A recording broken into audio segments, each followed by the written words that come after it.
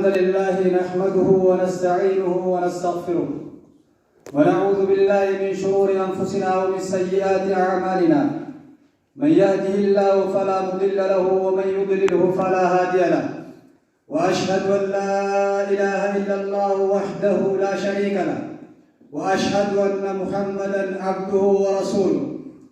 يا أيها الذين آمنوا اتقوا الله حق تقاته ولا تموتن واتقوا الله الذي تساءلون به والأرحام إن الله كان عليكم رقيبا يا أيها الذين آمنوا اتقوا الله وقولوا قولا سديدا يصلح لكم أعمالكم ويغفر لكم ذنوبكم ومن يطع الله ورسوله فقد فاز فوزا عظيما ثم أما بعد فإن أصدق الحديث كتاب الله تبارك وتعالى وخير الهدي هدى محمد صلى الله عليه وسلم وشر الأمور محدثاتها وكل محدثة بدعة وكل بدعة ضلالة وكل ضلالة في النار اللهم أجرنا من النار يا رب العالمين. إخوة الإسلام إن شاء الله تعالى فإن موضوع خطبتنا اليوم إن شاء الله تعالى الدنيا دار الغفلة. mata dureen khutbah teenya arraatana yooni fi rabbiin farutaate duniyaan tun jiru duniyaan tun gaddadamuu akka taaterraa wal yaadachiifna jechuudha. Akkasumatti obboleeyyan keenya ka islaamaa akkuma guyyaa amma dura isinii dabarsetti waa'ee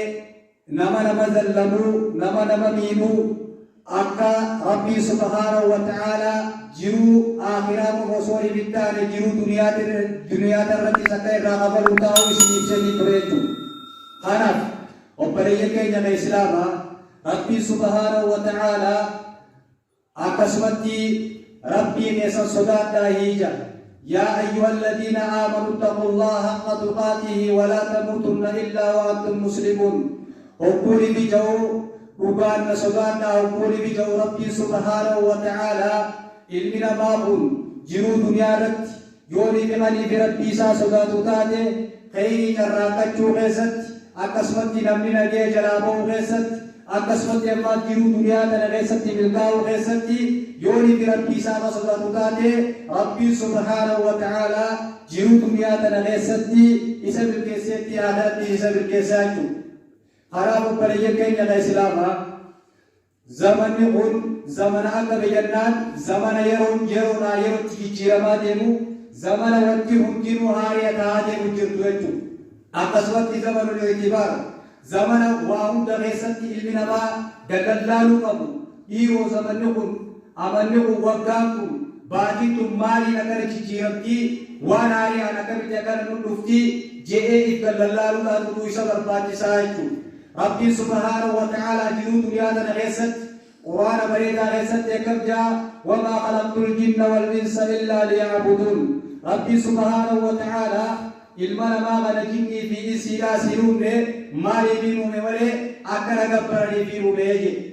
Kanaaf maal ta'utu nama barbaachisaa rabbii subhaanahu wa ta'aalaa na qofa akka nagabbartaniif isin uume hogguuni bija'u eddaa wanni biraa wanni gabbaraniis ni jirtiitutu nama laalchisaa jechuudha. Wanni biraa ilmi namaa akkasumatti lubbuu isaa tana keessatti waan adda addaa gabbara. Ha dhagaa gabbaruu jira, ha muka gabbaruu jira, ha ilma namaa gabbaruu jira. Akkasumatti ha lubbuu isaa tana gabbaruu jira, ha hiriiba gabbaruu jira, ha qoqqoo gabbaruu jira jechuudha. Ilmi namaa uffata hunda keessatti eeggaaluu qaba. Ammas kana keessatti hubbuunii fi jaan akkamitti ilmi namaa kun hiriiba gabbara yennaan joonii fi akkasumatti jiruu duniyaa tana keessatti joonii fi hiriiba jaalatte akkasumatti ibaadaa lafan lakkifte waan rabbii subhaanahu wa ta'aalaa itti siyaamu irraa fagaatte akkasumatti hiriibuma kana ifa jaalattu taate ibaadaa irraa kan inni jalgattee rakku taate ati gabbattiin tattee hiriiba sadii jaalattu. Akkasumatti ammas jaalala rabbii hiiktee akkasumatti yoonii fi qoomuu qofa guuruu garaa kan kee guddisuu jaalattee nama garaa gabbaruu taate jechuudha. Kanaaf obboleeyyan keenya ka islaamaa rabbii subhaanahu wa ta'aalaa kana keessatti yeroo ammaa kana keessatti zamanni jijjiiramaa jiru kun maaltu akkanatti oowwaa ammeesse maaltu riskii dhabama godhe maaltu ilma namaa kana garaa walitti jabeesse kana hunda yoonii fi irra deebi'ee kan inni gallallaalu taate gilii ilma namaati akkuma amma dura amma asitti isinii himamaa jirtutti diliin ilma namaa waa hunda fageessaa jirti jechuudha. Ammas zamana kana keessatti yeroo ammaa kana zamanul aakhir gama boodaa jirraa jechuudha. Akkasumatti halifi rabbiin subhaanahu wa ta'ala akkasumatti wadaruu zaahira al-ithmi wa baaxina ilmi namaa kun dilii mul'attuu fi dhugattuu irraayis akkasumatti irraa fagaadhaadhaa jee rabbi subhaanahu wa ta'ala. Hogguun inni kana ta'u dilii goysanii dalaganii sini jirti ta'uun isanii dalaganii sini jirti jechuudha. Amma yeroo ammaa kana keessatti arraan kana ilmi namaa yeroo inni nama qaanfii dhabee dirree ba'ee dilii dalagaa jiru jechuudha. Kanaaf obboleeyyan keenya kan islaamaa duraan yahuu biratti achi ilaalaa jira akkanuma fagaatee biyyoota musliimaa keessa seentee akka qalbiin nama hundaa'u qoqqooytu taatee jirti jechuudha. Rabbi subhaanahu wa ta'ala diliin hamtuu tabiyyannaan kan itti dhoysanii dalagan saniitutu dilii hamtuudha. Akkasumatti obboleeyyan keenya kan islaamaa zamanni kun zamana akkamii zamana abbaan manaatii fi haati manaa karaa wajjin deemuu gaafatu kan itti namni immoo walifuudhin ajnabiyyaan karaa irratti harka wal qabatee harka akkasumatti harka wal irra kaayatee wajjin deemu zamana akka dhabbatee jiru jechuudha. Silaa eenyutu gammadee wal qabatee deemuu qaba abbaan manaatii fi haadha manaati jechuudha. Kanaaf inshaallahu ta'ala obboleeyyan keenya islaamaa yeroo kun baddee jirti yeroo kana keessatti ilmi namaa waa hunda galallaaluu qaba. Rabbii subhaanahu wa ta'ala dallansuu hoggammaattee jirti. Rabbii subhaanahu wa ta'ala hogguunii ni dallane hogguunii gadi dilii keessatti wasanaa baate. Rabbii subhaanahu wa ta'ala waan ati jalaa bahuu hin dandeenye si fiduudhaaf ta'a. ما أصابكم من مصيبة فبما كسبت أيديكم ويعفو عن كثير. ربي سبحانه وتعالى والنجر دنيا ترى سنين جيرا مدون شكير سنين كفتون ربنا لما ترى تجير تون هندينو وهم هاركين يسنتل يا ربي سبحانه وتعالى بدي تريتو. أردنا سيد دانو تو هاكم مغنياني أكمل يا باريس في فينه هاكم مغنيان مسكين ما في فينه هاكم مغنيان فجأة ما في تقول في فينه جندي كلا لا تطلع برباد ساجو. أنا أقول لك يا سلامة ربي سبحانه وتعالى حكمني بالمنما دنيا كسرت وسنا به مدلنا حكمني بمان أكمل دلنا حكمني بالمنما دنيا جالت شيئا حكمني بي أولو بجالته أولو ساجلته مويكله حكمني بي إله كسرته مويكله حكمني بي كسمتي نكت جالت شيئا أما سكسمتي حكمني بالقرآن لفقل لكيسه قرآن الرافته ركنا في إكينا في مسكين ما ليس راكب ناجا ربي سبحانه وتعالى أنا هنداو إلمنا ما إثمان في دجاجو ربي سبحانه وتعالى يوني بغلا غيرنا بجرات تنتاجه يوني بجيك وطني غير تنتاجه يوني بقرآن تغني بدلي تنتاجه ربي سبحانه وتعالى جنود يا ترتي سبل سيدنا ترتي سبل سايج جا ربي سبحانه وتعالى أنا إن شاء الله تعالى بريء يا الإسلام أما تنا بيجونا أدان داري سنتي أما نجيا جدا دلسوا ربي سبحانه وتعالى سوسوي سدكي تبي جبران سجدوا هذه بتوكي تجرالته أكسب سوريا تجرالته بيجونا أدان داري سنتي بيجاكران تكرالته أكس تاتي جتنا سنتي ربي سبحانه وتعالى إكيا بجدا سبيرا سبيدوني دلنا هنا جوني بيأتي راجي بجماله ربي سبيرا سبيدوني دلنا أراك نبيجي سن جوني بتكنولوجي جوني بمديناتي جوني بواهم دفر راجي بسوم رشاد دلتا كباتوتين صدرنا المفاتر جيتيجو أحمد باي يروت نغيساتي ميشا كركرا لفاتو تطولتو إلدنيا ربي سبحانه وتعالى حقوني بيسام فوقي جارا حقوني بفوقي اترات كلابا إنجنرين فيتي لابدنا رتي فوقين هنگنا يوني يوكوتاني هنگنا باتتو دنيسيجيتي اترات كلماما بيتو سيلاني في كركري لفاري مفاتر دوبا تعليمي سبينغا كاتو لغا بيتو خنا ربي سبحانه وتعالى وانتي ميدا كنفرا دي بساني نجرتو خنا بيجسان كيسان هم كمتو كوتوبا هم كمتو كوكاس كولي وكولي بيكوتي بيجسان كيسان تجيني تنوبا يدي جرا خنا وكولي يكي الإسلام أران تنيوني بجيني را فغاچو باتي يوني بجيني را وطور باتي يوني بغير ولججو باتي ربي سبحانه وتعالى بيجاني في قوة دادا سيفتو انتي توجو خنا obboleeyyan keenya islaamaa maaliif arraan kana namoonni jireessatti dhufe namoonni akkasumatti fooqii irra jijjiigee dachii jala akkasitti ture haala jireessan dhufe san hundi isaaniitu nama akka keetiitti jireenya fadhu harma akka keetiitti karoora dhawatee jiru harma akka keetiitti qoqqoo fi waa hunda as baafatee otoo taa'u jiru rabbiin subhaanahu wa ta'aala dallasuu isaatiin daqiiqaa waa xiqqoo keessatti akkas godhee jechuudha. Kanaaf obboleeyyan keenya kan islaamaa har'aan tana ati bakka jirtutti ifto'achuutu si barbaachisa. Har'aan tana dhiiroo bakka tiisan anis yoonii fi wanni isaan dhufe akkam taanaa jennee lallaaluutu nu barbaachisaa jechuudha. Rabbi subhaanahu wa ta'aala sossoo isa dachiidhaa kana guyyaa qiyaamaa dubbatee ture. Qur'aana keessatti akkam jedha idaa zulzilatil ardu zilzaalahaa wa akhrajatil ardu athqaalahaa wa qaala al-insaanu maa lahaa yawmaidhin tuhaddithu akhbaarahaa bi'anna rabbaka awhaa lahaa. Rabbi subhaanahu wa ta'aala qur'aana isaa bareedaa keessatti akkana jedha hogguunii fi dachii sossoote sossoo isa sii hogguunii fi sossoote guyyaa qiyaamaadhaa sossoo'uudhaaf teessi akka amma jiruu duniyaa kanarratti akkasumatti milikkata guyyaa qiyaamaa san nu barsiisaa jira jechuudha. Dachii sossoo'uudhaaf teessi waan akhrajatil ardu athqaalahaa guyyaalee fi waan baadhattee jirtu hundaa'u dachii ol facaasuu teessuu dhufuu ta'ani. Qanii fi du'aa isii keessa jiru baasuudhaaf teessu gubbatti akkasumatti ammaas deebitee qanii fi ammaas meetaafiizikee isii keessa jiru gubbaratti ol facaasuudhaaf teessuu dhufuu ta'a. Waqaala al-insaanu maa lahaa ilmi namaa guyyaa sana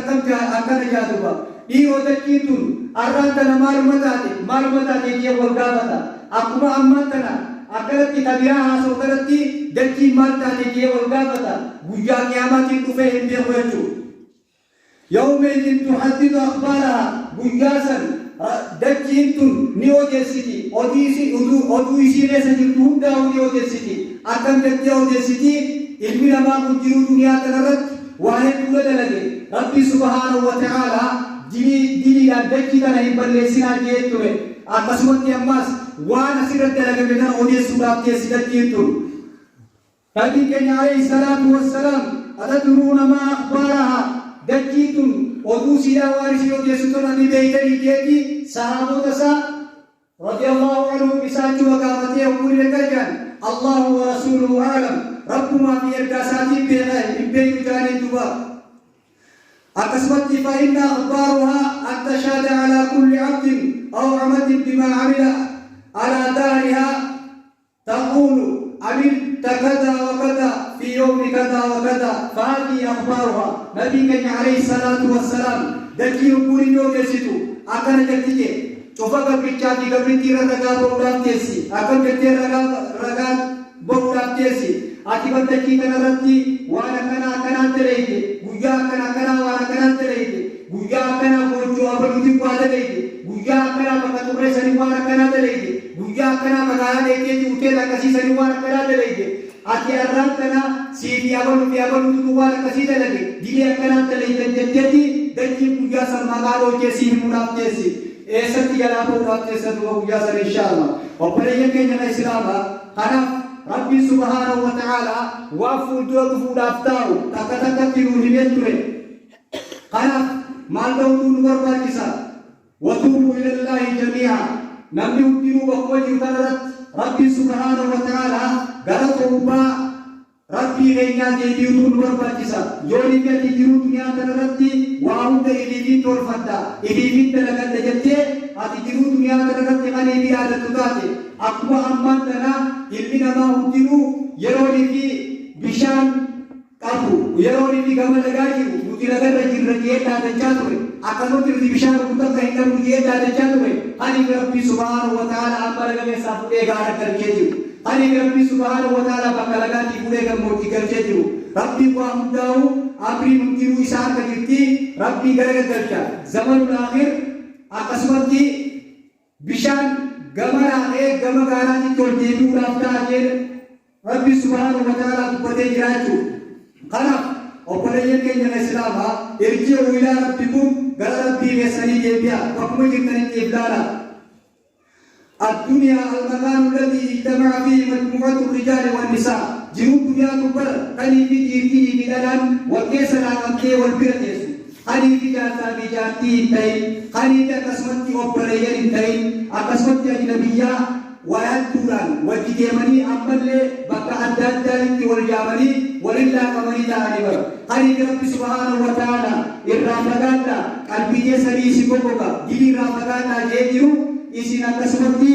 دلي دلقودا تنتا فتنجا زمن بودا كسيجو أنا مبريا كينيا كسلابا أنا تفر راو فقاتو تنو برقات كسايجو أكسمتي المنابا جيرو دنيا تنغيستي بقتي بطوتي مهنكو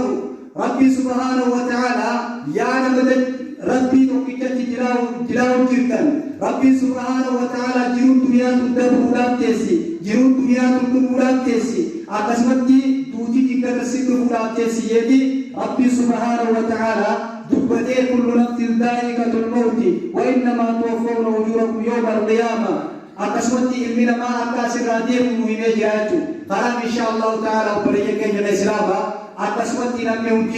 جيرو دنيا تنغيسنتي بكا جيرو إبلاري دمّقوراتو تنبر باجسا أكسمتي رب الرالي سوكيسي غير ربي يسوتو نمو برباجسا جوري غير ربي نهي يسيدي أكسمتي آلي ربي نهي موتي ربي سبحانه وتعالى وعود غيسنتي إرقوسيبتا إن شاء الله تعالى غير ربي نهي عادي بنون سنجا أكسمت يوبريك جل إسلاما غير ربي هذه بيرو توبوا إلى الله واستغفروه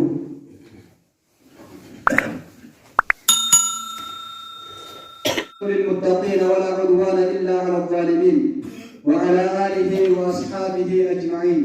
وبريك جل إسلاما أكسمت يامتو رافقانو بكا جربنا إفهالانو أكسمت إيرو فوترو إسنتي مرابتينيا فوترو لينيا مالي جنة هاقو بوينو سنجا إن شاء الله أكسمت جرو دنيا تنغيسن ربي سبحانه وتعالى وقولي في نبي محمد عليه الصلاة والسلام همو نبي محمد هم وقولي في منو في سكسمت إليه جراجو أمة أسيطرا أكسمت ظلمي غيسنتيس وانا بديد لكم غيسنتيس أكسمت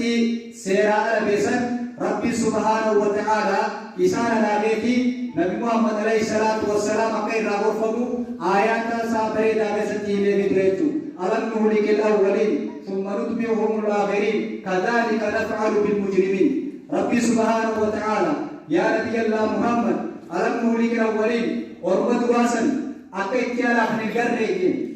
وربط واسن أكيتيالا من سن الجرّيجين أكسمتي قومي آديبي أكسمتي قومي فرعون فا أمة سن أكيتيالا هلا من الجرّيجين ثم نتبعهم الآخرين أكسمتي أما سابديد لكي إسافا نجوز بودن كيسين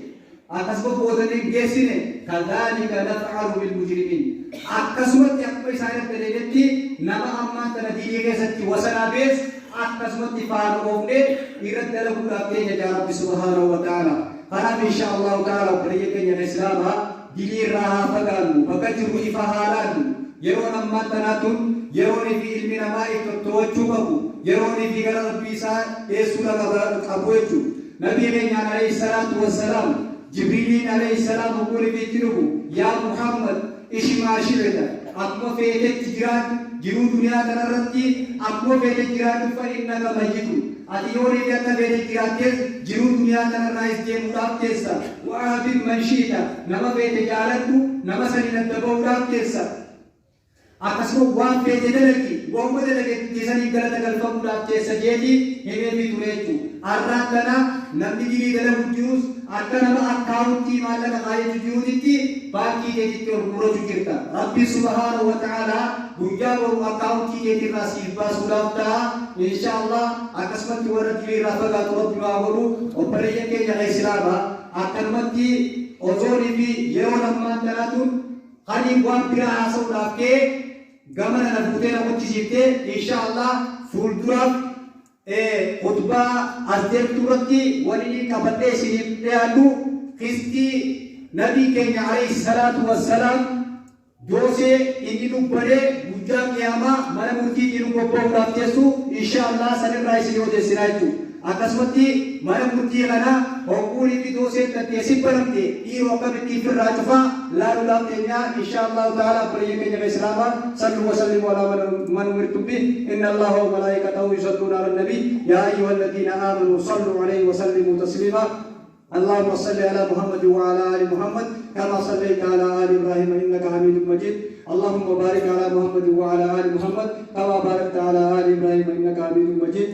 وارض اللهم ورضى الاربعه الراشدين ساداتنا ابو بكر وعمر وعثمان وعلي وعن سائر التابعين لهم باحسان الى يوم الدين. اللهم اعز الاسلام والمسلمين واذل الشرك والمشركين دمر اعداءك الدين يا رب العالمين. اللهم انصر دينك وكتابك وسنه نبيك وعبادك الموحدون يا رب العالمين. اللهم اغفر للموتى المسلمين اللهم اغفر للموتى المسلمين الذين شهدوا لك بالوحدانيه وماتوا على ذلك. ربنا ظلمنا انفسنا وان لم تغفر لنا وترحمنا لنكونن من الخاسرين. اللهم اقسم لنا من خشيتك ما تحول به بيننا وبين معصيتك ومن طاعتك ما تبلغنا به جنتك ومن اليقين ما تهون به علينا مصائب الدنيا. اللهم متنا باسمائنا وابصارنا وقواتنا ابدا ما احييتنا واجعله الوارث منا واجعل ثارنا على من ظلمنا وانصرنا على من عادانا ولا تجعل مصيبتنا في ديننا ولا تجعل الدنيا اكبر همنا ولا مبلغ علمنا ولا الى النار مصيرنا واجعل الجنه هي دارنا يا رب العالمين. ربنا هب لنا من ازواجنا وذرياتنا